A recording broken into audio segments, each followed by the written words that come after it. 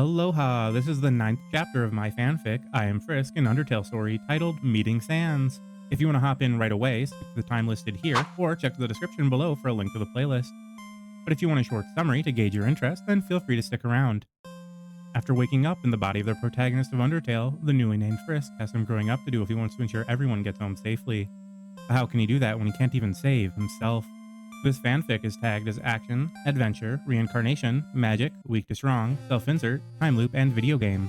If you can't wait for more, the actual fic is up to chapter 22 with around 50k words and also linked in the description. Drop a like and subscribe if you enjoy the story and want to see more. Frisk stood just outside the exit to the ruins. His hand pulled the straps of his cream-colored backpack tight against his body, trying to ward off the cold. Just another thing that came with this not being a game. He had to deal with the chill of the snowed-in weather. Luckily, he didn't have to deal with it for long. A shimmering purple and yellow force field sprang to life around him before quickly becoming transparent. Frisk's breath created a cloud in front of him, but the chill of the weather had been significantly reduced by his aura. He wasn't the greatest at keeping it on while traveling, but the weather's chill should be a good enough reminder if he let it drop. Luckily, Frisk had left Toriel's house on good terms, and she had allowed him, even asked him to rest for a while and take some extra items along for the journey. So his aura should still be able to last for a while out in the snow, and he had 100 gold stored in his backpack, along with a few changes of clothes. Deciding he should probably start walking, Frisk looked around the forest he had just entered. While he knew that the underground was intended to be a prison, he couldn't help but marvel at how amazing the place was. Looking up, he couldn't see the end of the sky. It was almost as if an entire world had been packed into this place. Frisk was brought out of his ruminations by a sound from the forest that instantly put him on high alert. He scanned the surrounding trees, but they were too thick to see very far. It was probably just Sans. Frisk was pretty sure this was around the time in the game when he was introduced. But he still had to be cautious. There was no telling if time differences would make a change here. Also, Frisk had been on high alert ever since he passed that suspiciously perfect circle of grass that led out of the ruins. He hadn't seen Flowey in a while, and Frisk had thought Flowey would come to brag, that or just kill him again. After he walked for a few more minutes, Frisk rounded a corner. In the distance, he saw what looked like a wooden gate sticking out of the snow. It was built across a hole in the ground that ran across the entire path. When he was closer, he realized it, in fact, was a wooden gate, a massive one. Or maybe he was just short now. With that in mind, the logs that made up the gate were pretty far apart. He could probably just slip right through them. Actually, everything about the gate and bridge crossing the hole seemed to be of pretty shoddy design. Maybe he should just try and find a way around it. Crunch. Frisk was so distracted examining the bridge that he only heard the snow crunching when it was right behind him. Human. A deep voice echoed from right behind Frisk. Frisk's heart skipped a beat, and he instinctively spun around, aiming a backhand at his stalker. The backhand passed through nothing but air, and Frisk was left to look in front of him for another panicked moment.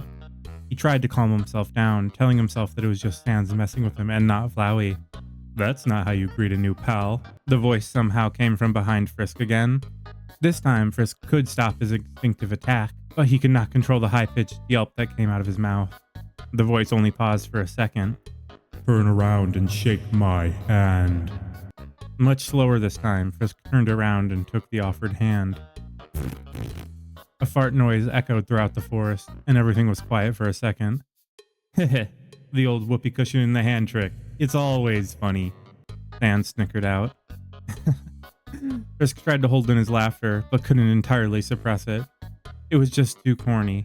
Frisk hadn't seen one of those used since daycare, and this however many years old skeleton just used one as a greeting. The laughter allowed him to relax and take a better look at Sans.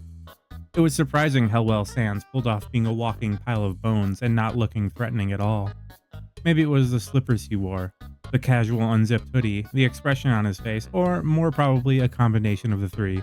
But they all came together to appear like a pretty average dude, if said dude had no skin. Sans seemed to contemplate. Wasn't the best first impression, but laughing at my joke brings it back. The name's Sans. Sans the skeleton. Frisk played with the sleeve of his sweatshirt awkwardly. Sorry about that. I guess this forest has made me a little jumpy. The name's Frisk. Frisk the human, Frisk replied in turn. A human? That's hilarious, Sans said while looking at Frisk menacingly. I'm actually supposed to be on the watch for humans right now. Sans waited a couple seconds. But I don't really care about capturing anybody, Sans said, dropping the act just as quickly as he started it. Now my brother Papyrus, he is a human hunting fanatic. Frisk didn't really know how to respond to that. Well, I guess it's a good thing he's not here then? Funny story. I think that's actually him over there, Sans said while looking across the bridge. How about you go through the bars of this gate here? Frisk was taken by the hand and quickly dragged through the gate over to the other side, and hide behind that conveniently shaped lamp. He pointed Frisk toward a lamp that, for some reason, was sitting in the snow. Frisk didn't really have any other choice if he didn't want to be seen, so he hid behind the lamp that was almost the perfect shape for a human body. Frisk quietly sighed and listened as Sans talked to his brother. Their conversation almost made Frisk laugh a couple times and blow his cover. Papyrus berated Sans for not recalibrating his puzzles, and Sans just seemed to go with the flow. Papyrus then moved on to fantasizing about how great it would be to capture a human. Frisk knew that Papyrus should be his next obstacle to get through, but he honestly couldn't bring himself to take Papyrus seriously. After learning about him in the game and hearing his voice say all those same cheesy lines, it was honestly kind of endearing. And Frisk still had to devise a plan to defeat Flowey, so he wasn't in much of a hurry. By playing along with Papyrus and his traps, Frisk really wouldn't lose much. The trap shouldn't be dangerous, and it would be a good way of getting into Sans' good book. Who knows, maybe they would also be able to take his mind off the dread of knowing that at basically any moment, all of his progress could be lost. It was just ending when Frisk finally started to pay attention to the conversation again. I will attend to my puzzles, Papyrus called out in an annoyed voice. As for your work, well, put a little more backbone into it. He finished with a smile. Papyrus laughed at his own pun while strutting away. You can come out now, Sans called out. Frisk walked out from behind the lamp and returned to where Sans was standing. Thanks for that, Frisk thanked him. Don't mention it, kid. You ought to get going, though. He might come back, and if he does, you might have to listen to more of my jokes. Sans waved Frisk off in the direction of Snowdin. Okay, see you later, Frisk called out and started on his way. Actually, hey, you seem like a nice human. Could you do me a favor? Sans asked, and Frisk turned back around. My brother has been kind of down lately, and seeing you might just make his day. Sans paused. Sure, Frisk said, having already decided to play along. Don't worry. You already agreed, huh? And looked at Frisk carefully before turning around.